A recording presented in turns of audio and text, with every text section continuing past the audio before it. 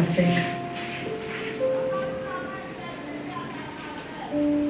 Genèse 4. Verset 4 à 5. Genèse 4, verset 4 à 5.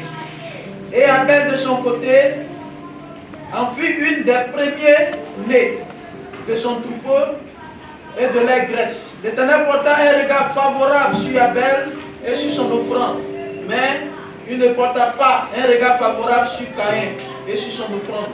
Caïn fut très irrité et son visage fut abattu. On peut s'arrêter là.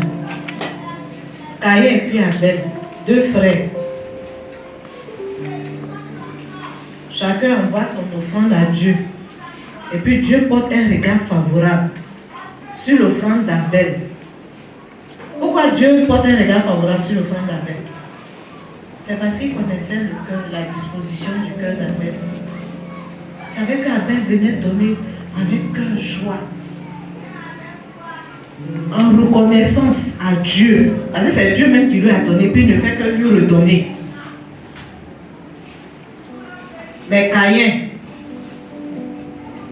il avait un cœur méchant, et même à la suite, on va voir, il va tuer son frère. Ça va confirmer la méchanceté de son cœur. Ça va confirmer le manque de reconnaissance.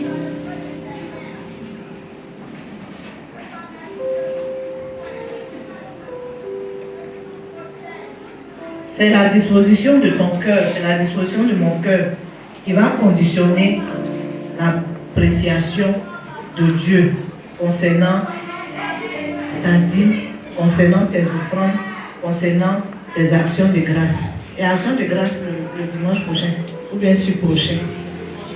Sur-prochain. Donc on a encore deux semaines pour prier, pour demander au Seigneur, je vais pouvoir te donner avec une disposition de cœur qui va réjouir ton cœur. Qui va réjouir ton cœur. Je me souviens de la parole de Dieu, cette vieille veuve qui a donné 2 pièces. Et puis le Seigneur Jésus disait qu'elle a donné plus que tout le monde. Non seulement moi je vois les 2 pièces, mais je vois la disposition de son cœur.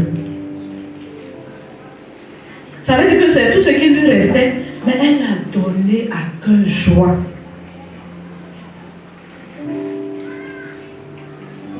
Alléluia.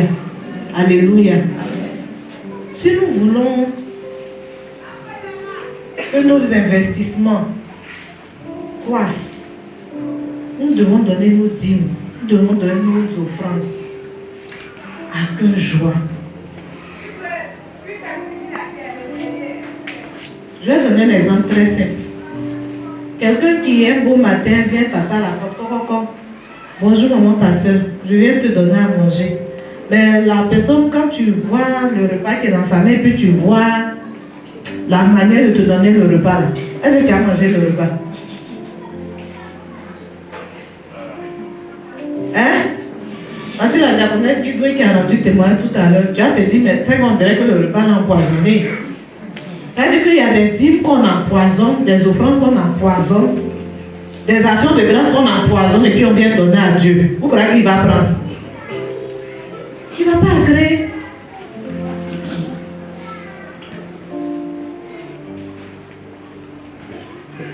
Nous allons nous étaler un peu sur l'investissement. Pour ne pas dire nous allons revenir sur l'investissement. Quand tu as fini de prier, tu as cherché la volonté de Dieu, tu as commencé ton activité, il faut commencer avec les choses les plus simples possibles. Moi, j'ai un défaut, j'ai un principe. Crédit et moi, on ne marche pas ensemble. Pour ceux qui me connaissent, peut-être il y a 5 ans, 10 ans, Crédit et moi, on ne marche pas ensemble. Comme je l'ai dit, c'est selon ce que Dieu te donne. C'est selon ça que tu investis. Et il ne faut pas aller chercher peut-être les appareils qui coûtent des millions. Autant toi, tu as 100 000. Tu veux commencer avec quelque chose de très simple. Mais ton objectif Peut-être c'est d'atteindre des appareils de millions. Mais tu commences pas à pas. Petit à petit. Avec Dieu, là, on ne prend pas ascenseur. On prend escalier. La Bible dit que c'est celui qui est fidèle dans les petites choses. C'est à lui qu'on va confier de plus grandes, n'est-ce pas? Si tu as donné 5 000 francs, que tu as investi avec les 5 000 francs, que tu travailles dur, que tu donnes le meilleur de toi-même, que tu as une attitude, un langage optimiste, il y a des gens là, ça ne marche pas, hein? Pourtant, à ce que tu as déposé un poisson, là, les clients sont venus tout vider. Ça n'a même pas fait 30 minutes. Tu as dit ça ne marche pas. Ou bien parce que tu as dit que ça marche, les gens vont venir te demander l'argent. Non. On dit je bénis le Seigneur, ça marche par la grâce de Dieu. Parce que quand tu dis ça ne marche pas là, tu es un enfant de Dieu, non? Tes paroles là, ça fait quoi? Ça produit des fruits. Si ça ne marche pas là, ça va produire, ça ne marche pas. Mais si tu dis que ça marche par la grâce de Dieu, tu vas voir que effectivement ça va marcher. Amen. Dieu veut qu'on soit dans l'abondance. Dieu veut qu'on soit béni et qu'on soit une source de bénédiction. C'est pour cela que quand tu investis, tu dois faire des sacrifices. Tu dois faire des sacrifices. Et ça, je parle souvent à nous les femmes. Quand tu as décidé d'investir, là, tu dois faire des sacrifices. Comme je l'ai dit au début, si le bénéfice c'est 500, tu as enlevé 10 de Dieu, 50 francs, et 450, on ne bouffe pas tout. Tu bouffes la moitié et puis tu gardes la moitié dans ta caisse. La moitié des 250 là, si tu as vu pain qui coûte 10 000 francs, il ne faut pas aller prendre tout bénéfice qui est dans la caisse là-bas là, pour aller payer pain. Non. Tu dois faire des sacrifices. Si le matin là, ton petit déjeuner c'est 100 francs là, tu dois réduire. Ça doit être maintenant 50 francs. Parce que tu as un objectif à atteindre. On a dit qu'on veut marcher de 1 million, non. Mais actuellement, on a seulement peut-être 100 000. Maintenant, si les 100 000 qui sont là, que tu prends pour payer pain, tu prends pour payer chaussures, tu prends pour payer sac, il va rester combien? Mais tu avances, tu recules. Est-ce qu'on va atteindre 1 million pour payer la machine? Non. Donc, on doit faire des sacrifices. Alléluia. Amen. Même s'il y a un nouveau pain, ça à la mode, tu sais l'objectif que tu veux atteindre. On dit souvent qu'il faut serrer ceinture, c'est pas ça. Il faut serrer ceinture. Nouveau pain là, il y aura encore de plus jolis pains après.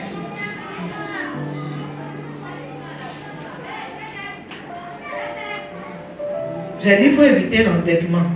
Moi, ça endettement, puis moi, là, on n'est pas camarades. Si tu veux venir demander crédit, là, on va venir me demander. Là, tu connais déjà ma réponse. Je ne donne jamais crédit. Si tu viens ce que j'ai là, je dis tiens, c'est pas à rembourser. Je ne donne pas crédit. Et tu veux aussi suivre mon exemple, gloire à Dieu. Voyez, la parole de Dieu aussi dit ça. Proverbe 22, verset 7. Le Seigneur aussi n'aime pas ça. Proverbe 22, verset 7.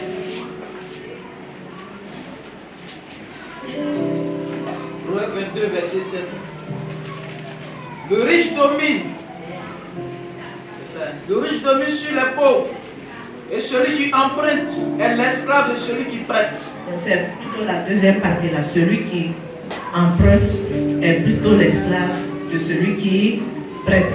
Donc si tu viens chez moi et puis il t'a donné crédit là, la Bible dit que tu es devenu mon esclave. Jésus t'a affranchi, mais il ne t'a pas affranchi.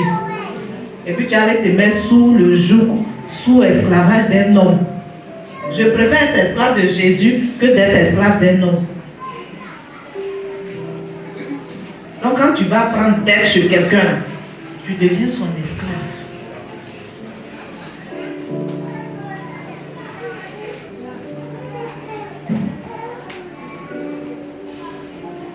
Il faut éviter aussi les envies. Les envies, les besoins sont différents des envies. J'ai besoin de manger parce que j'ai faim.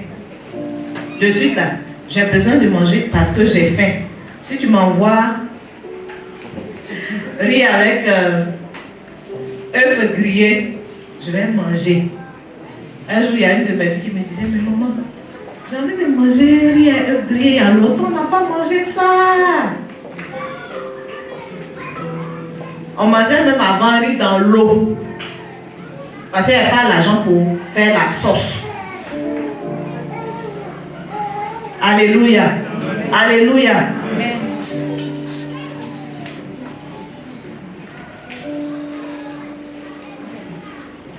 Le besoin est différent de l'envie. Quand j'ai un besoin, j'ai faim, tu m'envoies riz dans l'eau, je mange pour être rassasié. Tu m'envoies riz avec œufs grillés, je mange pour être rassasié. Mais l'envie, actuellement, ce dont j'ai envie là, j'ai envie de manger poulet avec frites de pommes de terre. Ça, c'est envie. Est-ce qu'on fait la différence? Donc, quand tu investis, il faut faire la différence entre l'envie et puis le besoin. J'ai dit, on doit faire des sacrifices. Si tu ne fais pas de sacrifices, tu ne seras pas fécond financièrement et matériellement. Tout ce qui va venir, aujourd'hui j'ai envie de manger poulet et frites, non. C'est pas ça. Demain là, j'aurai envie de manger poisson braisé avec attiéké.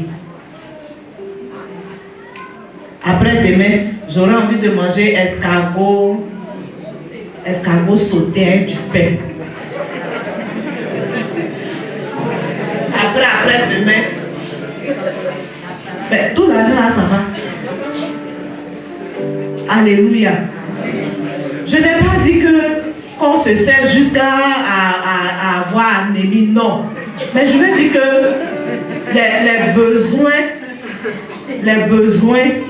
sont importants, sont nécessaires, mais les envies sont, je ne sais pas s'il faut dire, superficielles ou bien secondaires. Donc il faut faire la différence. Tu as payé un portable de 100 000 francs, ça n'a même pas fait une année, le portable n'est pas gâté. Parce que tu as envie d'un nouveau portable, tu as vu les nouveaux portables, tu veux un portable 500 000. Tu as allé payer ça. Attends, le portable de 100 000 et puis le portable de 500 000, les deux là ne font pas le même travail. Hein? Répondez-moi. Les deux font le même travail, non? C'est surtout nous les femmes qui avons ce problème-là. C'est cela que j'insiste là-dessus.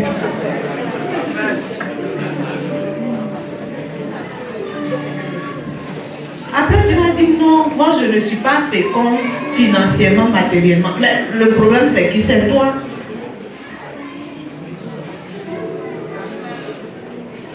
Il faut faire la part des choses. Alléluia. Alléluia. Ceux qui ont les investissements de milliards et autres là, eux, ils n'ont pas de problème.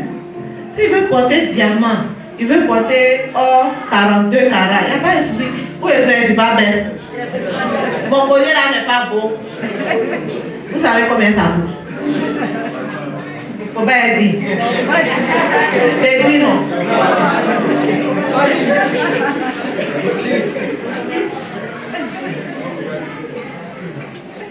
Il y a de jolis colliers moins chers, bien jolis. C'est 8 carats à dire à porter. Pourtant, tu veux être fécond financièrement, matériellement, tu veux investir.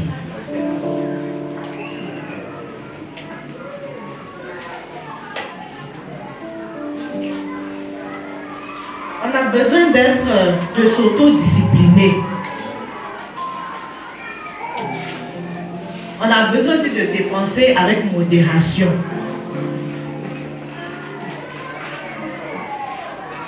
Les jeunes femmes. Moi, quand j'étais jeune femme, j'étais à l'université. C'est là que je vendais mon toffee Je vendais mon arachide salé. Je vendais mes petites choses. Même quand je me suis mariée, je continuais de vendre mes petites choses. Parce que ce n'est pas tous les jours. Le monsieur là, il revient du travail, il est tout fatigué. Il va payer le loyer. Il va payer facture de CIE, saut d'ici. Au boîte à lui mettre, tu vas lui tendre la main.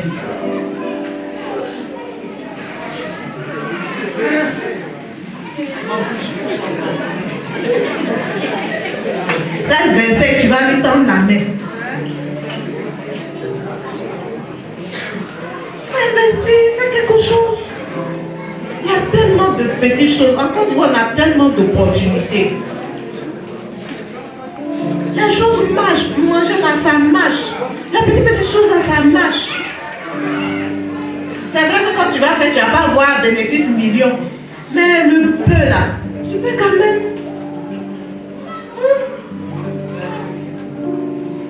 Les jeunes femmes là, investissez, ça va éviter d'aller vous faire chose. Hein? À cause de pommade, à cause à locaux.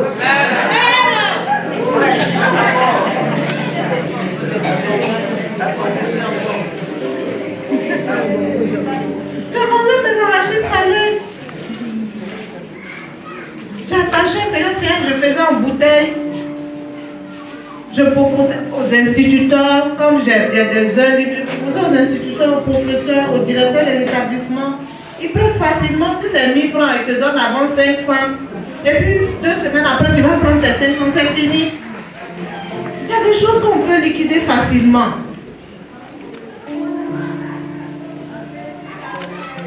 Moi, j'aime pas tendre la main. Peut-être que c'est un défaut. J'aime pas tendre la main.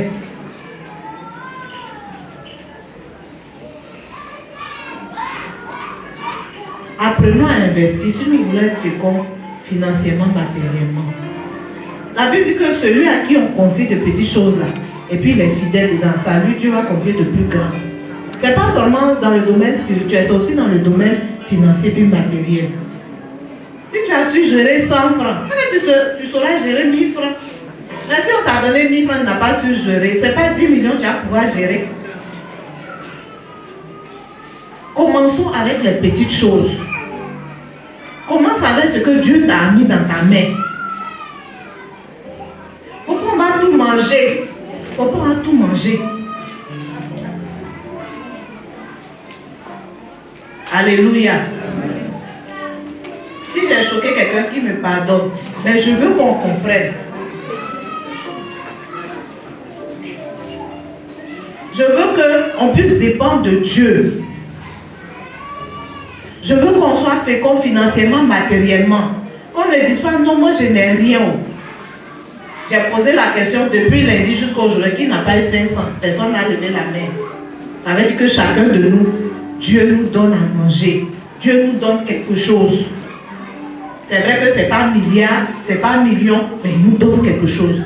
Et ce peu de choses qu'il nous donne, ce peu d'argent qu'il nous donne, si on veut véritablement gérer ça, on peut gérer ça et puis avoir une petite activité qui va grandir au fur et à mesure. Moi, quand je commençais mon petit commerce, ça a 5 000 francs, j'ai commencé.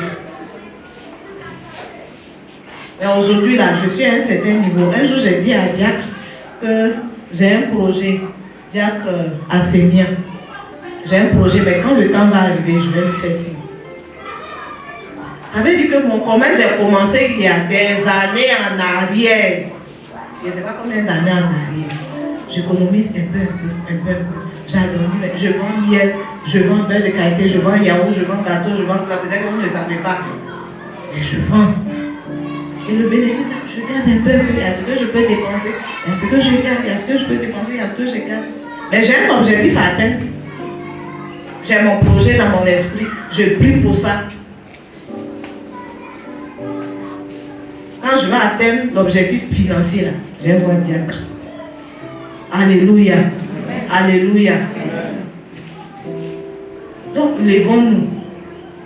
La fécondité financière, matérielle, ça ne va pas tomber, tu sais, sur notre boum. Non. Nous devons nous lever pour investir avec le peu que Dieu nous a donné, en étant reconnaissant à Dieu. Et en gérant comme Dieu demande que nous le gérions, en donnant notre dîme. Malachie 3, verset 8. C'est pas ça. Malachie 3, verset 8. Tout le monde connaît ça. Où Dieu a dit, vous me trompez. Et puis les gens ont dit, mais on te trompe dans quoi? Si c'est trouvé qu'on fasse la lecture, je suis en train d'extrapoler. Malachie 3, verset 8. Malachie 3, verset 8. Un homme trompe-t-il Dieu? Car vous me trompez. Et vous dites, en quoi t'avons-nous trompé? Dans les dîmes et les offrandes. Merci. On peut s'arrêter. Donc, on doit payer nos dîmes, nos offrandes.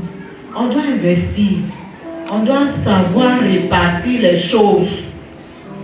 On ne doit pas tout dépenser. On doit savoir ce qu'on doit garder, ce qu'on doit dépenser. On doit aussi avoir un objectif qu'on veut atteindre. C'est vrai qu'aujourd'hui, ce n'est pas Yahoo à glace que je veux faire. Mais je le fais pour pouvoir atteindre un objectif. Alléluia. Et cet objectif-là, on ne doit pas l'abandonner. On doit aussi éviter les envies. Faire des sacrifices. On doit aussi prier pour nos activités. Amen. On peut avoir beaucoup de stratégies, hein, mais si ce n'est pas soutenu par la prière, parce qu'on est être spirituel, on est des chrétiens, on doit prier pour nos activités. On doit être optimiste dans notre langage. Ce qui a marché, la plupart disent que ça n'a pas marché. Sinon, toi-même, la terre te fait quelque chose. Amen. Amen. On doit éviter l'endettement. Il faut faire avec le peu que Dieu t'a donné là. Et puis ça va avancer, ça va progresser. Également, quand tu commences aussi à faire les activités, que tout ton être, tout ton corps, toute ton âme, tout ton esprit ne soit pas dans l'activité. Parce qu'il y a certaines personnes, elles vont dire oui, mais moi, parce que tu as dit on n'a qu'à investir. Non, moi aussi j'ai investi, donc je n'ai plus le temps pour Dieu. L'investissement que j'ai fait là, je dois veiller nuit et jour, sinon ça va se casser. C'est pas ce que j'ai dit. On doit savoir faire la part des choses. La personne qui t'a donné et puis tu as investi là, il ne faut pas l'oublier, c'est Dieu. Donc tu t'occupes de ton investissement, c'est vrai. Mais aussi il faut t'occuper de Dieu. Parce que si tu t'occupes plus de la bénédiction qu'il t'a donnée là, et puis la personne même qui t'a donné une bénédiction, tu ne t'occupes pas d'elle, la personne elle va faire quoi? Elle va arracher sa bénédiction. Ou bien, maintenant s'il n'y a plus de bénédiction là, tu vas aller où? Tu vas revenir à Dieu, non? Parce qu'il y a des personnes comme ça. Quand Dieu commence à les bénir, elles s'attachent à la bénédiction et puis elles oublient la personne qui les a bénis.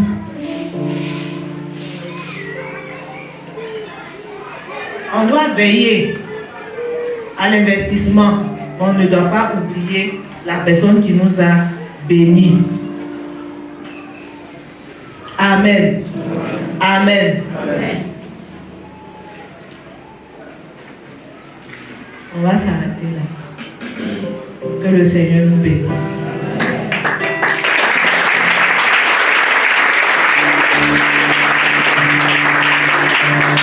C'est vrai qu'on a un peu de louange et d'adoration. Va s'élever. Sinon, j'allais lui demander s'il permet que les personnes posent des questions. Parce que j'ai encore, je crois, 5 à 10 minutes. Si je ne me trompe. S'il y a des questions à poser, s'il y a des éclaircissements,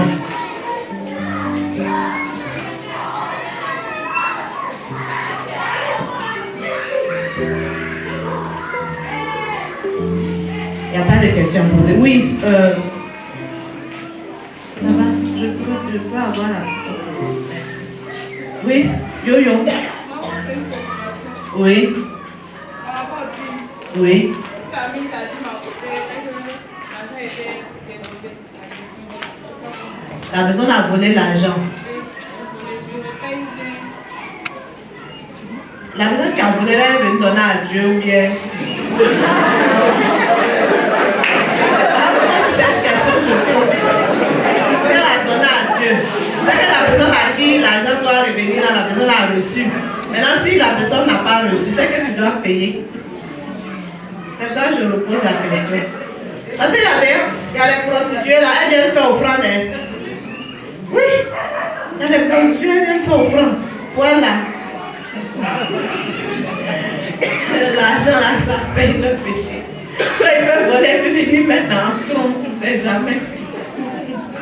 Donc il faut payer. Et puis si tu sais qu'à la maison, là, si tu sais que les enfants là, ils mettent leur main partout là. Quand tu as ta dîme là, faut te libérer de ça rapidement même. Faut te libérer de ça.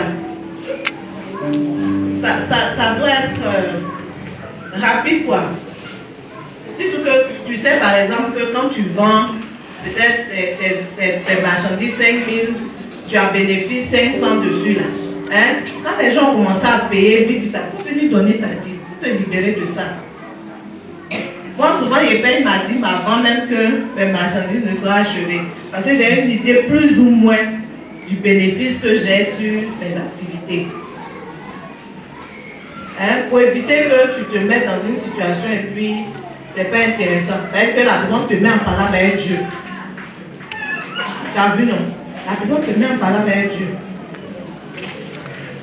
Hein? Ça peut aller. Oui. Oui, Arsène. Moi, c'est au niveau des frères. Oui. Oui. Oui. Oui.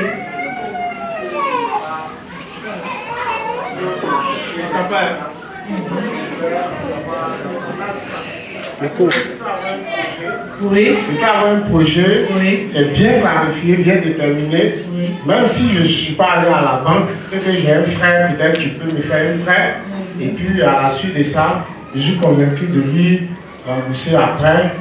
Donc je voulais que vous nous expliquiez un peu. D'accord, ok. Les prêts à la banque, bon, je ne maîtrise pas trop le domaine de la banque. Mais je sais que à la banque, bon, si c'est pas juste le diable va m'aider. Je sais qu'à la banque, avant qu'on ne te fasse un prêt, je crois qu'il y a des garanties. Voilà, il y a des garanties. Donc c'est par rapport à ces garanties-là qu'ils vont te donner le prêt. Le prêt à la banque, il n'y a pas de souci, puisqu'ils ont des garanties. Si ça coince, mais ils savent par où ils vont passer pour te prendre ton argent.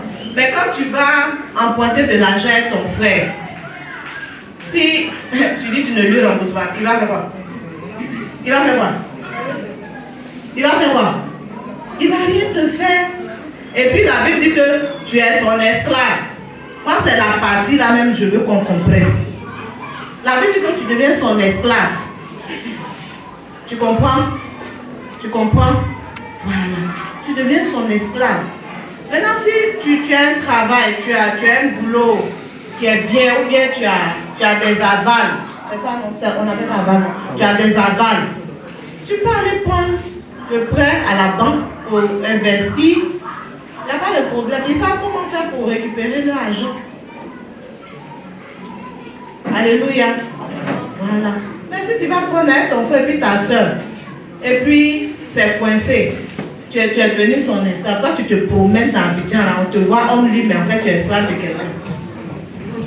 C'est quand même malheureux.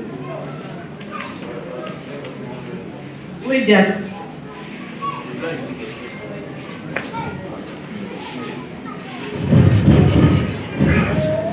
Gloire à Dieu.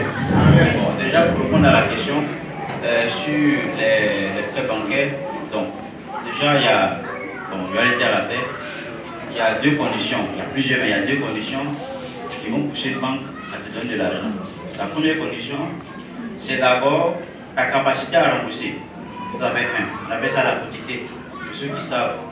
Donc, la banque ne te prête pas de l'argent, et si elle te prête de l'argent, elle ne va pas prendre sur ton salaire plus du tiers de ton salaire. Par exemple, tu as 150 000. Le tiers de ton salaire, c'est 50 000. Ouais. Donc tu prends un prêt à la banque, elle ne va pas s'arranger à dépasser 50 000 francs par mois. Ça, c'est légal. Ça, c'est une chose. La deuxième chose qui va pousser une banque à te donner de l'argent, c'est ta garantie. Pour ceux qui travaillent, la garantie sur laquelle la banque se base pour te donner de l'argent, c'est soit, par exemple, tu as un CDI. CDI, c'est un contrat à durée déterminée. Ça veut dire que la banque est sûre que l'entreprise qui t'embauche, à la fin du mois, va te payer ton salaire. Pour ceux qui sont fonctionnaires, elle est sûre qu'elle ne réfléchit même pas, elle te donne.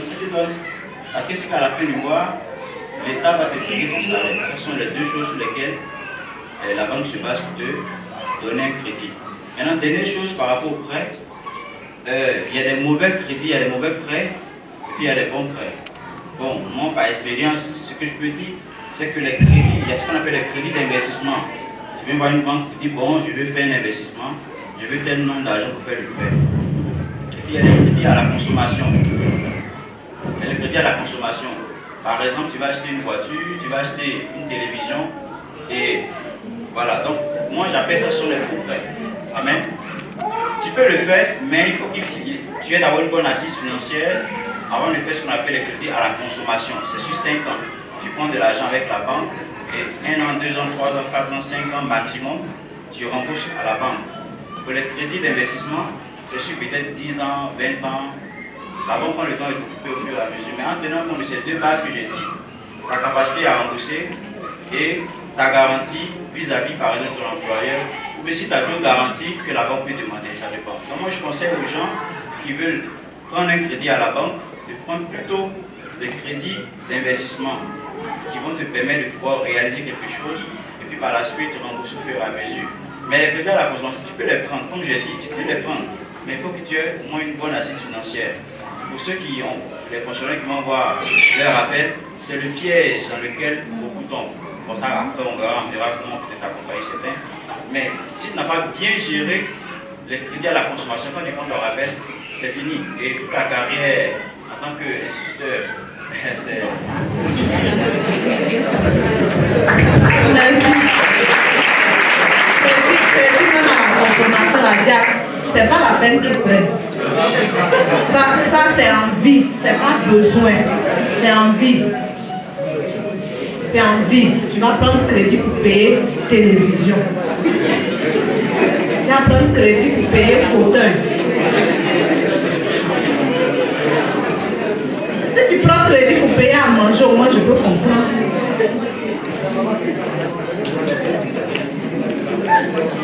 Donc on ne conseille pas ça. On a répondu à ta question. Ok, merci. Oui. Oui.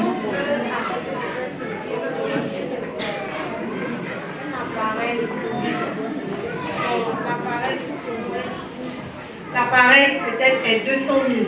Quand tu n'as pas les 200 000, quelqu'un te dit oui, j'ai